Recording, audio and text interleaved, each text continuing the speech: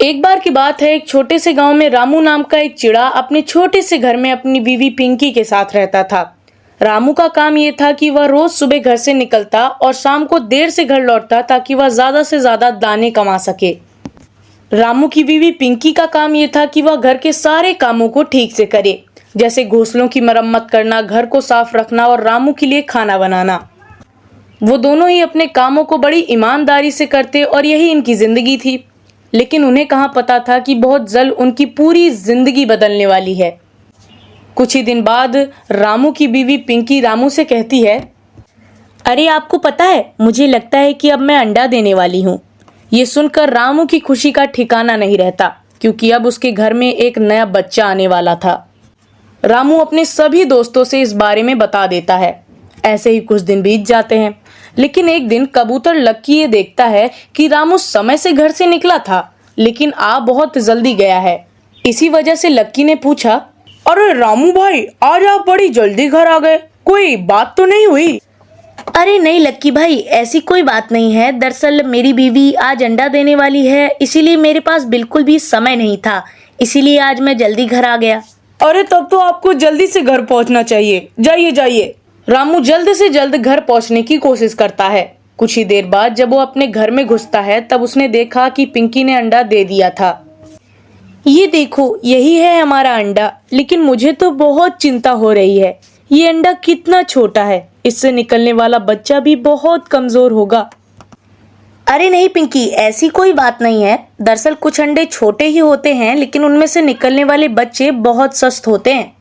कुछ दिनों तक पिंकी उस अंडे की देखभाल करती है, लेकिन फिर वो दिन आ जाता है जब उस अंडे से बच्चा निकलता है। अरे ये बच्चा तो बहुत कमजोर है, अब क्या होगा? रामू जब देर शाम को घर लौटता है, तब वह देखता है कि उसका बच्चा तो बहुत कमजोर है। अरे पिंकी, उदास मत हो यार। अरे कैसे उदास ना हूँ, मुझे तो लग रहा है हमारा एक कमजोर सा बच्चा कभी उड़ ही नहीं पाएगा। अरे तुम चिंता क्यों करती हो? कल मैं इसे डॉक्टर को दिखा दूंगा। डॉक्टर दवाई देंगे जिससे ये ठीक हो जाएगा। हाँ तो ठीक है, कल काम पर मत जाना और इस बच्चे को ले जाना डॉक्टर के पास, जिससे वो इसे दवाई दे सके। अगली सुबह जब रामू अपने बच्चे को डॉक्टर के पास लेकर जाता है, तब वो बहुत खुश था, क्योंकि उसे लग रहा था कि डॉक्टर उसे दवा दे देंगे जिससे उसका बच्चा भी नॉर्मली सबकी तरह चलने फिरने और उड़ने लगेगा। लेकिन रामू के बच्चे को देखकर डॉक्टर ने जो कहा, उसे सुनकर रामू पूरी तरह से टूट गया। अरे रामू, ये बच्चा तो बहुत कमजोर है, ये कभी ठीक नहीं हो पाएगा, और चाहे मैं इसे कितनी भी दवा क्यों ना दे दूं, ये कभी उड़ नहीं सकता। इसीलिए इसे घर पर लेकर जाओ, जब तक जिंदा है तब तक इसकी देखभाल करो, क्योंकि मुझे तो नहीं लगता कि ये ज्यादा दिनों तक जिंदा भी रह पाएगा। निराश रामू अपने बच्चे को लेकर घर लौटता है और पिंकी को सारी बातें बताता है। पिंकी को पता था कि रामू इस समय बहुत ज्यादा दुखी है, इसीलिए रामू को दिलासा देने के लिए पिंकी कहती है, अरे डॉक्टर की कहीं सारी बातें सच थोड़े ही होती हैं। हम अपने बच्चे को उड़ना सिखाएंगे और देखिएगा, ये भी उड़ने लगेगा। अगले दिन रामू और पिंकी अपने बच्चे को उड़ना सिखाने के लिए पेड़ पर लेकर गए। अरे बेटा कूद जा। हाँ हाँ बेटा, कूद जाओ, इससे तुम्हें उड़ना आएगा। उन दोनों को लगा कि ऐसा करने से उनका बेटा उड़ना सीख जाएगा, लेकिन उन्हें कहाँ पता था कि इसका परिणाम पूरी तरह से उल्टा होगा। जैसे ही वो बच्चा पेड़ से नीचे छलांग लगाकर उड़ने की कोशिश करता है, वह तुरंत ही नीचे गिर जाता है। अरे मम्मा पापा, मेरे पंखों में इतनी ताकत नहीं है कि ये मुझे उड़ा सके, मैं बहुत कमजोर हूँ। बच्चे के निराश माता पिता दोबारा से उसे लेकर घर पहुंचते हैं। अरे पिंकी, अब इसका क्या किया जाए? मुझे तो नहीं लगता कि ये कभी उड़ पाएगा और दूसरे बच्चों की तरह हट्टा कट्टा बन पाएगा। लेकिन मुझे लगता है कि अगर हम इसे ज्यादा से ज्यादा दाने खिलाएं तो हो सकता है कि ये उड़ना सीख जाए, क्योंकि तब इसके बदन में ताकत आ जाएगी। यही सोचकर अगले दिन से रामू अपने बेटे के लिए और ज्यादा दाने खोज कर लाने लगा। लेकिन हैरानी की बात यह थी कि रामू का बेटा सारा दाना खाने के बाद भी ताकतवर नहीं बना। ऐसे कई महीने बीत जाते हैं, लेकिन रामू का बेटा ताकतवर नहीं बन रहा था। रामू अपने बेटे से पूछता है, अरे बेटा, तुम्हें क्या लगता है, तुम क्यों नहीं उड़ पाते? तुम क्यों सबसे ज्यादा कमजोर हो? अरे पिताजी, मैं तो रोज उड़ने की कोशिश करता हूँ। माँ से पूछिए, आज सुबह भी मैं पेड़ से 4 बार गिर चुका हूँ, लेकिन मैंने हार नहीं मानी। लेकिन मैं क्या करूँ, मेरे पंखों में, मेरे शरीर में इतनी ताकत ही नहीं है कि मैं उड़ सकूँ। आप ही बताइए ना पिताजी, मैं क्या करूँ। रामू बिना कुछ बोले वहां से चला जाता है।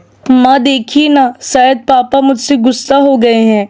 अरे नहीं बेटा, वो तुम्हें देखकर बहुत दुखी रहते हैं, इसी वजह से वह दुख के कारण घर से निकल गए, क्योंकि वह हम लोगों के सामने रोना नहीं चाहते। अच्छा माँ, इतना दिन हो गया मुझे इस दुनिया में आए, लेकिन मैंने आज तक कभी अपने घर से बाहर कदम नहीं रखा। हाँ, भले ही मैं उड़ नहीं सकता, लेकिन चल तो सकता हूँ ना। क्या माँ, मैं घर से बाहर अपने दोस्तों के साथ खेलने जाऊं? अरे बेटा, तुम्हारे साथ कोई नहीं खेलेगा। तुम अगर 10 मिनट भी खेल लोगे तो तुम्हें दवाइयाँ खानी पड़ जाएंगी, तुम्हारे शरीर में उतना दम नहीं है। हाँ माँ, लेकिन क्या मैं थोड़ी देर के लिए बाहर घूमने चला जाऊं? शायद मेरा दुख भी कम हो जाए। हाँ ठीक है बेटा, जाओ, लेकिन जल्दी आना और घर से दूर मत जाना। वैसे भी तुम इतना ज्यादा कमजोर हो। इतना कहने के बाद तुरंत ही वह अपने घर से बाहर निकलता है। वो बच्चा चलते चलते थोड़ी दूर पहुंच जाता है। वहां पहुंचकर वो देखता है कि कैसे कौवा और कबूतर के बच्चे वहां पर खेल रहे थे। उसका भी मन करता है वहां पर खेलने का, इसीलिए वो वहां पर जाकर कौवे और कबूतर से पूछता है कि क्या वो भी खेल सकता है। लेकिन इसके जवाब में वो दोनों कहते हैं, अरे ये रामू चाचा का इतना कमजोर बेटा हमारे साथ खेलेगा। अरे तुम यहाँ से चले जाओ, नहीं तो तुम्हारी हड्डियां ही टूट जाएंगी। तुम इस बॉल को पकड़ थोड़े ही पाओगे, बल्कि इसके साथ ही उड़ जाओगे। रामू ये सुनकर रोने लगता है। वो अपने आप से सवाल करता है, क्यों भगवान, क्यों आपने मुझे ही इतना कमजोर बनाया? दूसरे बच्चे लोगों के साथ खेलते हैं, उड़ते हैं, मेरा भी मन करता है कि मैं खेलूं, उड़ूं, लेकिन मैं तो ये सब नहीं कर सकता। क्यों नहीं कर सकता? इतना कहने के बाद वो बच्चा रोने लगता है। मैं चाहता हूँ कि मैं अपने माँ बाप का सहारा बनूं, लेकिन मुझे लगता है कि मैं जिंदगी भर अपने माँ बाप के लिए एक बोझ ही बना रहूंगा। ऐसा कहते हुए वो बच्चा बहुत देर तक रोता रहता है।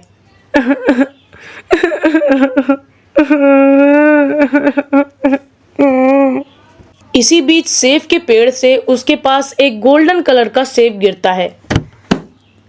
अरे ये कौन सा सेब है? ये तो गोल्डन गोल्डन है। वाह, ये कितना प्यारा है। वैसे भी मैं घर से बहुत दूर आ चुका हूँ, मुझे भूख भी लगी है। क्यों ना मैं इसे खा लूं? जैसे ही वो बच्चा इस एप्पल को खाता है, वो तुरंत ही अपने शरीर में पहले से ज्यादा ताकत को पाता है। अरे ये क्या हुआ? मैं पहले से ज्यादा ताकतवर और बड़ा हो गया हूँ। रुको, मैं उड़ने की कोशिश करता हूँ, शायद मैं उड़ भी पाऊं। इतना कहते ही वो उड़ने की कोशिश करता है और सच में वो उड़ने लगता है। अरे वाह, लगता है भगवान ने भी मेरी सुन ली, मैं उड़ सकता हूँ। चलो ये खुशखबरी अपने मम्मा पापा को देता हूँ। वो जल्दी से अपने घर पहुंचता है और अपनी मम्मी पापा को सारी बातें बताता है। ये जानने के बाद मम्मा पापा का तो कोई खुशी का ठिकाना ही नहीं रह जाता। अरे अरे वाह वाह वाह वाह वाह, मेरा बेटा उड़ने लगा। हाँ। कुछ दिनों बाद सारे गांव को पता चल जाता है कि अब रामू का बेटा सबसे कमजोर नहीं, बल्कि इस गांव का सबसे ज्यादा ताकतवर बेटा है। इसी वजह से अब रामू के बेटे के साथ कोई भी मजाक नहीं करता था। जो वो कहता था वही पूरे गांव वालों को मानना पड़ता था। लेकिन अपनी शक्तियों का कभी भी रामू के बेटे ने गलत इस्तेमाल नहीं किया। वह अपने गांव की भलाई के लिए ही अपनी शक्तियों का उपयोग करता था।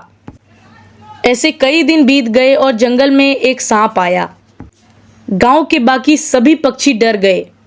अरे भागो भागो, हाँ हाँ भागो भागो, सांप आ गया, हम लोगों को खा जाएगा, भागो भागो। कुछ इस तरह पूरे गांव में भगदड़ मच गई। जल्द ही ये बात रामू के बेटे के पास पहुंची और उसने हिम्मत जुटाई सांप से लड़ने के लिए, क्योंकि वो इस गांव का सबसे शक्तिशाली पक्षी था और उसे ही अपने गांव के लिए कुछ बड़ा करना था। क्योंकि गांव का दूसरा कोई भी पक्षी इतना ज्यादा ताकतवर नहीं था कि वह सांप से लड़ सके। लेकिन रामू सांप के पास जाता है और कहता है, हे सांप, यहाँ से चले जाओ, ये हमारा गांव है। यहाँ पर किसी भी पक्षी को अगर तुमने नुकसान पहुंचाने का सोचा भी तो मुझसे ज्यादा बुरा कोई नहीं होगा। अरे वाह, देखो क्या दिन आ गए। एक चिड़िया का बच्चा मुझे कह रहा है कि यहाँ से चले जाओ। अरे बेटा, तुम जानते हो मैं कौन हूँ? मैं सांप हूँ। मेरे जहर के सामने तुम टिक नहीं पाओगे। इतना सुनते ही रामू के बेटे को गुस्सा आ जाता है। वो अपनी चोंच से सांप को घायल कर देता है। सांप डर कर वहां से भाग जाता है। अरे अरे, अब इस गांव में तो मैं कभी वापस नहीं आऊंगा। सॉरी, मुझे छोड़ दो। अब पूरे गांव के लोगों को ये पता था कि वो इस गांव का सबसे ताकतवर पक्षी है, इसीलिए पूरे गांव में उसका जय जयकारा होने लगता है। तो दोस्तों, इस कहानी से हमें ये सीखने को मिलता है कि अगर आप दिल से कोई चीज पाना चाहें और उसके लिए दिन रात मेहनत करें तो भगवान भी आपकी मदद करता है ताकि आप उस मंजिल को पा सकें। अगर वीडियो पसंद आई हो तो वीडियो को एक लाइक कीजिएगा। चैनल पर नए हैं तो चैनल को सब्सक्राइब कर दीजिएगा। तो बस फिर मिलता हूं मैं आपसे किसी और कहानी के साथ। तब तक के लिए बाय।